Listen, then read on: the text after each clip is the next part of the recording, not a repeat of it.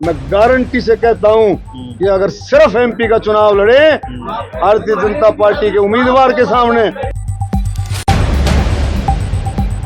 ये लोगों को भड़काते हैं, अफवाह फैलाते हैं, झूठ बोलते हैं, एमएसपी करते हैं।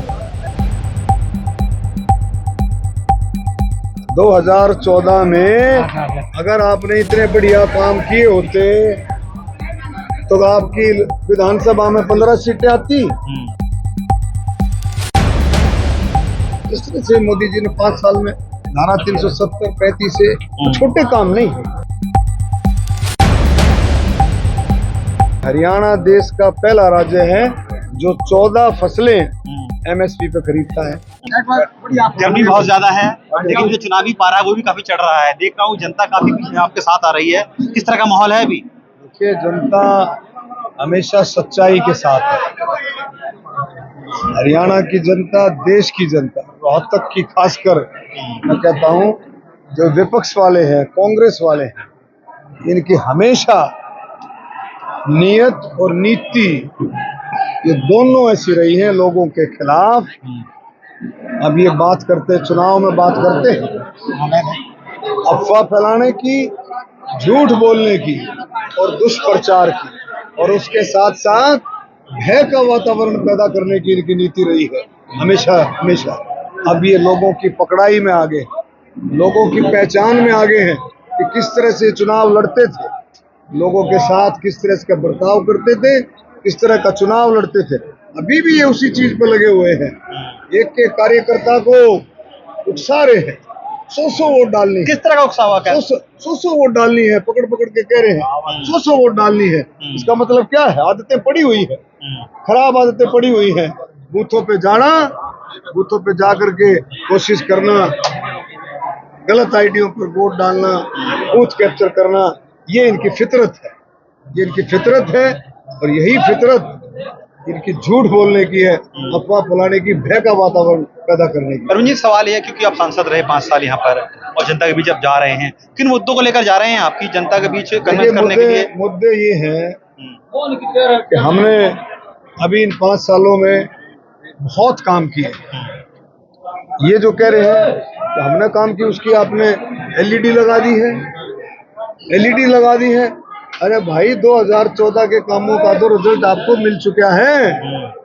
2014 में अगर आपने इतने बढ़िया काम किए होते तो आपकी विधानसभा में 15 सीटें आती। इतने काम किए होते तो 2014 के कामों का रिजल्ट तो लोगों ने दे दिया है। बचा कुचा रिजल्ट था वो 2019 में दे दिया है। अब उन्हीं कामों को फिर से याद दिला रहे हो आप, फिर से याद दिला रहे हो। अरे जो 2014 में नतीजा दे दिया कि आपकी 15 सीटें आई, तो आप समझ सकते हो कैसे काम थे। लेकिन रविंद्र जी, सवाल ये भी उठ रहा है क्योंकि इस पूरे अगर लोकसभा क्षेत्र की बात की जाए तो 9 विधानसभाएं जिसमें 8 कांग्रेस के पास हैं। आपको लगता है कि वो चुनौती बन सकता है चुनाव में आपके लिए इस बार? कोई चुनौती नहीं। रही बात चुनौती की, चुनौती तो जो निर्दलीय लड़ रहा है वो भी हमारे लिए चुनौती है। कोई भी लड़ रहा, कोई भी उम्मीदवार है, बाकी हम अपना काम कर रहे हैं। मोदी जी ने जिस तरह से आखिरी छोर तक, जिस तरह से किसानों के लिए, गरीब दलित बैकवर्डों के लिए, हर कैटेगरी के लिए, शहीदों के लिए, स्वतंत्रता सेनानियों के लिए, नौजवानों के लिए, नौजवानों को कितना बढ़िया संदेश दिया है कि कोई भी नौजवान अपना काम शुरू करना चाहे तो उसको 20 लाख रुपए सरकार उसको मदद देगी, लेकिन बगैर कोलेटरल की। ये मतलब एक संदेश है पूरी के हिसाब से करके। जिस तरह से मोदी जी ने 5 साल में धारा 370 35 से छोटे काम नहीं है, बड़े काम है, ये बहुत बड़े काम है, होने वाले काम नहीं।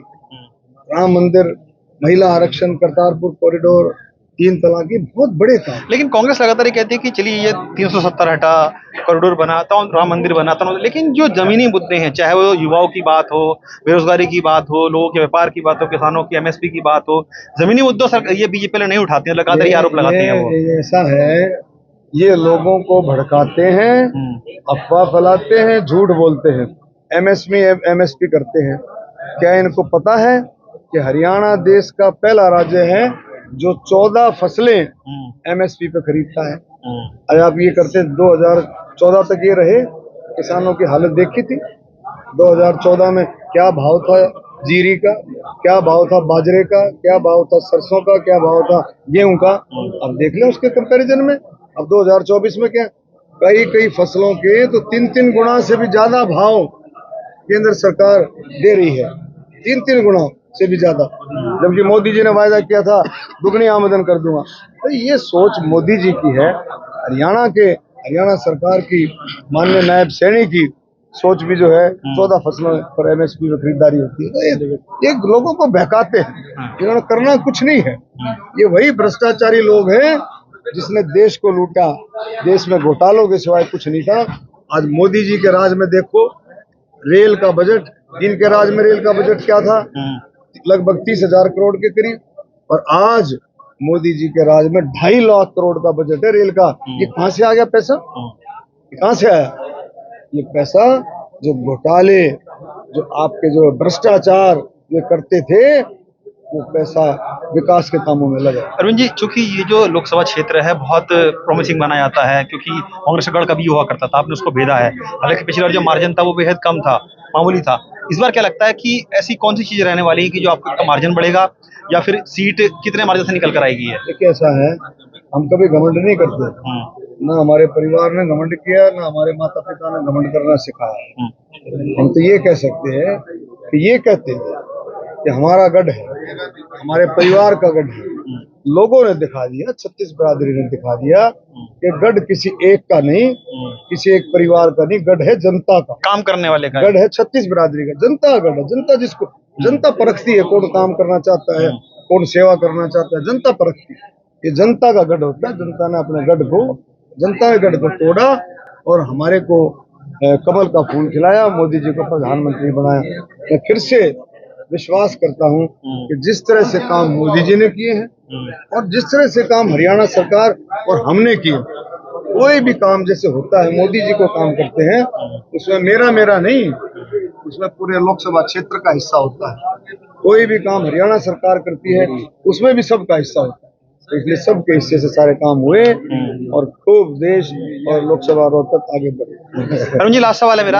आप गाँव घूम रहे हैं, हमने देखा कि लोग स्वागत भी करते हैं, पगड़ी पहनाते हैं, उस पगड़ी का भार लगता है कि बहुत ज्यादा होता है उनका मान सम्मान कर पाना? देखिए, वो पगड़ी एक विश्वास की पगड़ी होती है।